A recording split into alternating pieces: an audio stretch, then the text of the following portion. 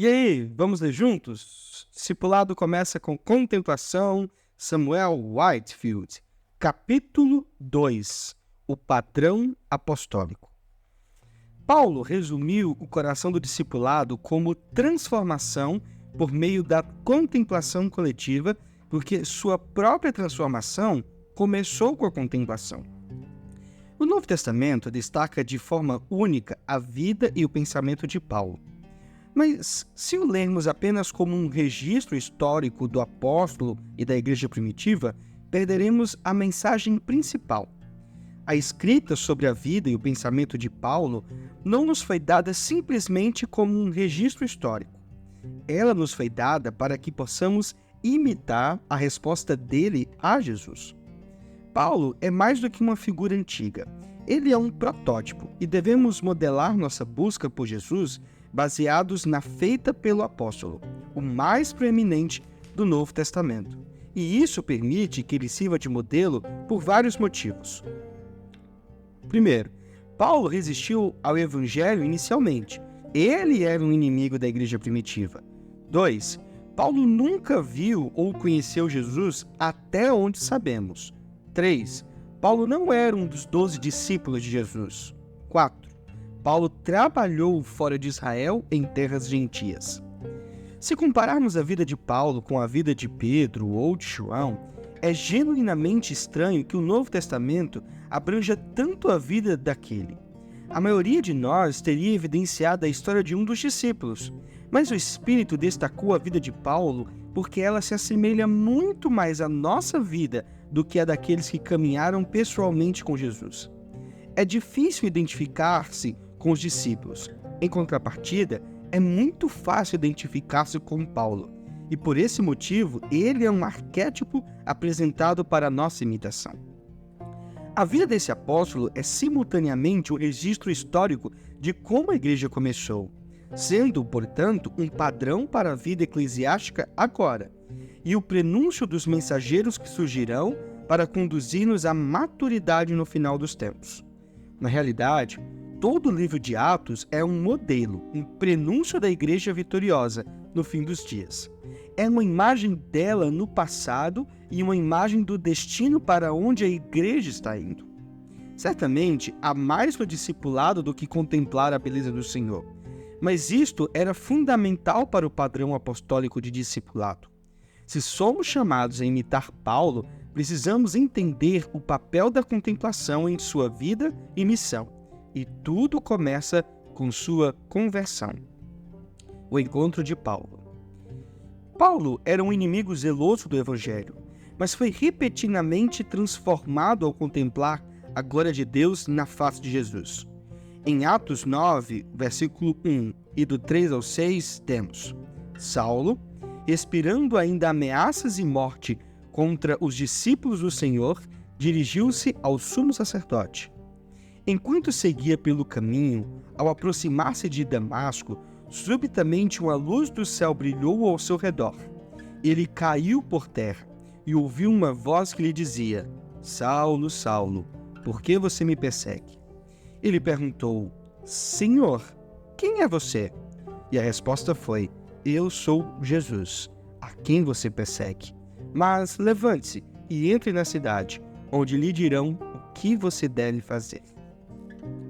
Paulo era um homem brilhante, que conhecia muito bem as Escrituras e estava imerso em teologia.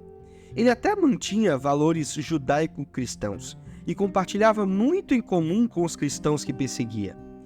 Tendo isso em mente, a primeira resposta de Paulo à beleza de Jesus é bastante reveladora. Atos 9,5 diz: Ele perguntou: Senhor, quem é você? E a resposta foi: Eu sou Jesus, a quem você persegue. Paulo conhecia muitas informações sobre Deus. O homem era brilhante e tinha uma capacidade intelectual incrível. Além disso, ele havia sido treinado por um dos melhores teólogos de sua época e conhecia a Bíblia muito melhor do que a maioria dos cristãos. Esse extraordinário teólogo poderia facilmente ter dado um seminário de uma semana sobre Deus. Mas quando Paulo contemplou o Senhor na face de Jesus, teve uma dúvida: quem é você? Paulo descobriu que contemplar Deus é totalmente diferente de ter informações sobre Ele. O conhecimento até então adquirido não levara à conversão, mas um momento de revelação alterou permanentemente e imediatamente sua vida. O discipulado pessoal de Paulo começou com contemplação.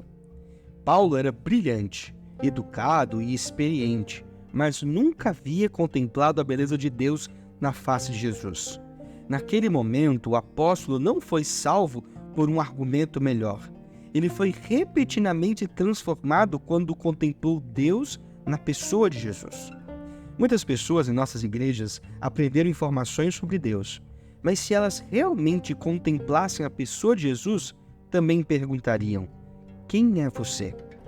O encontro com Jesus surpreendeu Paulo, fazendo-o cair por terra, e Cristo revelou outro aspecto de sua beleza ao futuro apóstolo.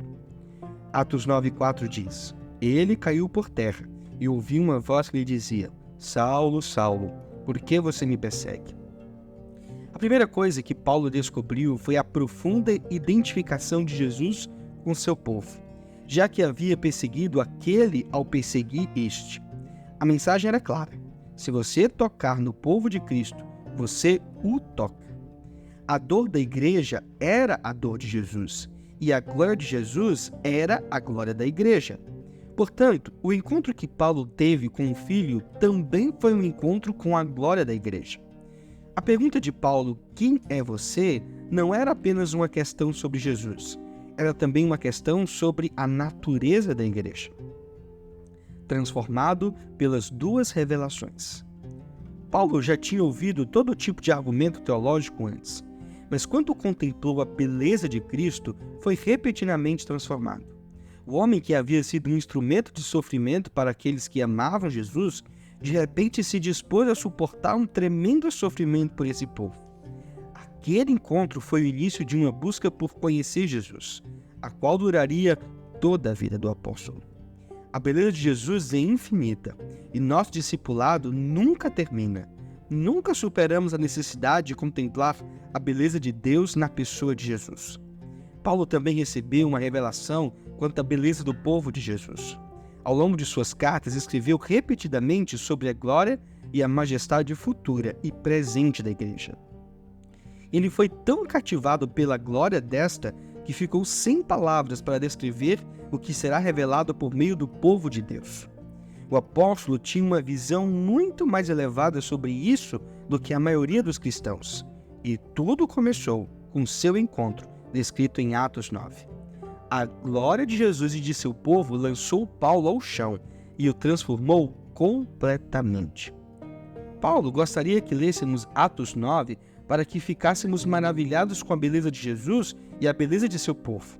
Devemos ter um profundo apreço por ambos. Se tivermos um sem o outro, teremos uma revelação incompleta do Evangelho. Paulo foi transformado ao contemplar a glória do Senhor na face de Jesus. Por isso ele entendeu que esse era o ponto de partida para o discipulado. A conversão paulina veio por meio da revelação, e isso destaca algo importante. O trabalho da apologética, que é defender o cristianismo, explicando e apresentando argumentos razoáveis a seu valor, tem valor, mas não é a base de nossa fé.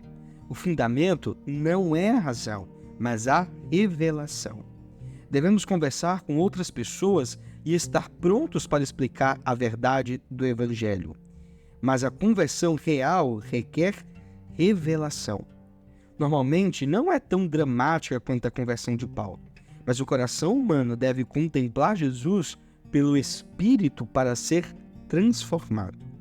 Contemplação não foi apenas a base da conversão paulina, foi também a base de seu ministério. Quando reconhecemos o papel que este instrumento desempenhou na vida do apóstolo, podemos entender melhor sua exortação aos coríntios quando ele afirma que a transformação começa com a contemplação coletiva. 2 Coríntios 3,18 diz: E todos nós, com o rosto descoberto, contemplando a glória do Senhor, somos transformados de glória em glória na mesma imagem. Por isso vem do Senhor, que é o Espírito. Na próxima sessão, veremos que o conselho de transformação pela contemplação não teve início com a conversão de Paulo. A transformação por meio da contemplação coletiva tem sido o método de discipulado de Deus desde o início.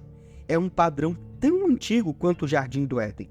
Os apóstolos entenderam isso e construíram igrejas de acordo com esse arquétipo. Precisamos redescobrir esse padrão e examinar se nos desviamos do paradigma da contemplação.